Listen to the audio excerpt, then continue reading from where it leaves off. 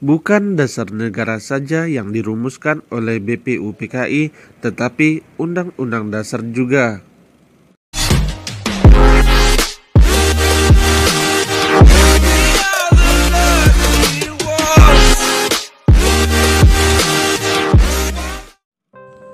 Halo semuanya, welcome to my channel Jejak Alam 27. Biar gampang mencari channel saya, kalian tinggal ketik aja Alam 27 atau Jejak Alam 27 tanpa spasi ya.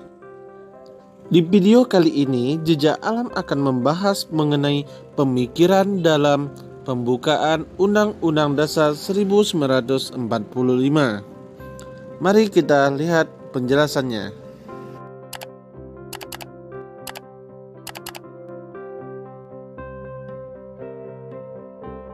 Konstitusi adalah hukum dasar yang dijadikan pegangan dalam penyelenggaraan suatu negara. Konstitusi dapat berupa hukum dasar tertulis yang lazim disebut Undang-Undang Dasar dan juga bersifat tidak tertulis. Undang-Undang Dasar merupakan sumber hukum tertinggi sebagai pedoman dan norma hukum yang dijadikan sumber hukum bagi peraturan perundangan yang berada di bawahnya. Undang-Undang Dasar 1945 merupakan wujud cita-cita bangsa berdasarkan dasar negara Pancasila.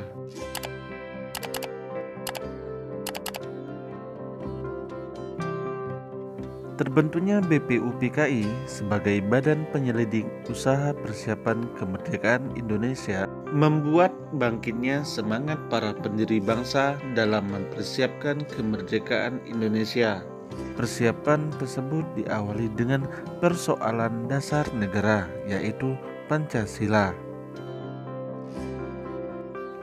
10 Juli 1945 dibahaslah rencana Undang-Undang Dasar termasuk soal pembukaan atau perimbulnya.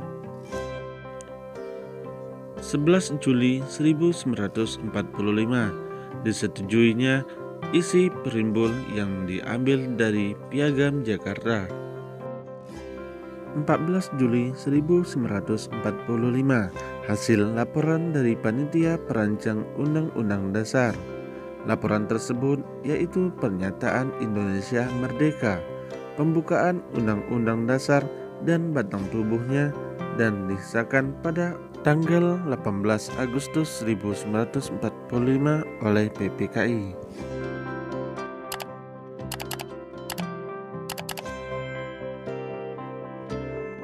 Alinea pertama.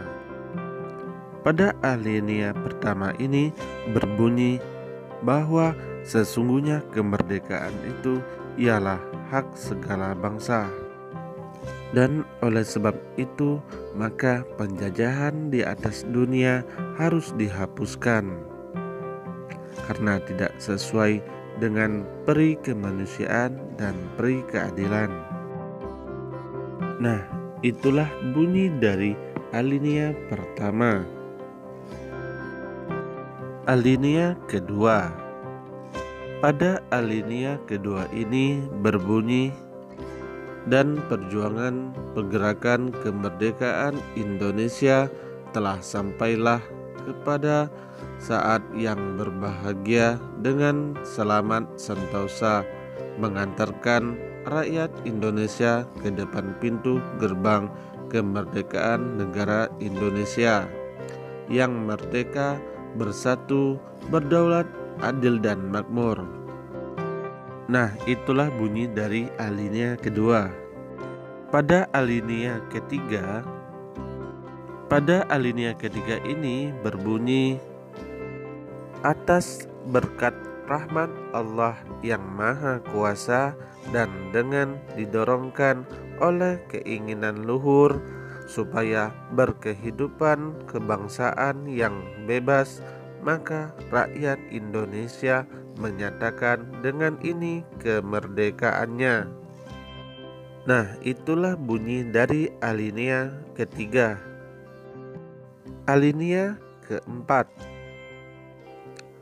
Pada alinea keempat ini berbunyi, Kemudian daripada itu, untuk membentuk suatu pemerintahan negara Indonesia yang melindungi segenap bangsa Indonesia dan seluruh tumpah darah Indonesia, dan untuk memajukan kesejahteraan umum, mencerdaskan kehidupan bangsa, dan ikut serta melaksanakan ketertiban dunia yang berdasarkan kemerdekaan, perdamaian abadi, dan keadilan sosial, maka disusunlah kemerdekaan kebangsaan Indonesia itu dalam suatu Undang-Undang Dasar Negara Indonesia yang terbentuk dalam suatu susunan negara Republik Indonesia yang berkedaulatan rakyat dengan berdasarkan kepada ketuhanan yang Maha Esa, kemanusiaan yang adil dan beradab, persatuan Indonesia,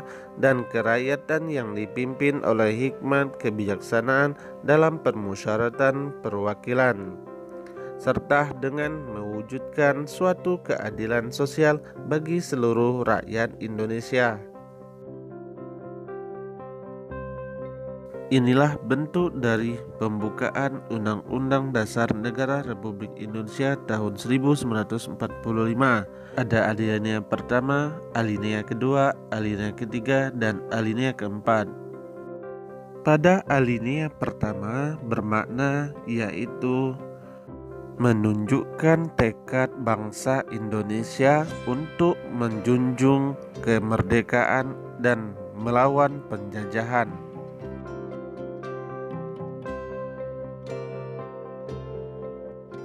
Pada alinea kedua bermakna yaitu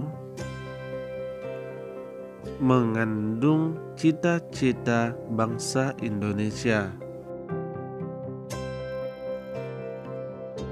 Pada alinea ketiga bermakna yaitu memuat petunjuk atau tekad pelaksanaannya.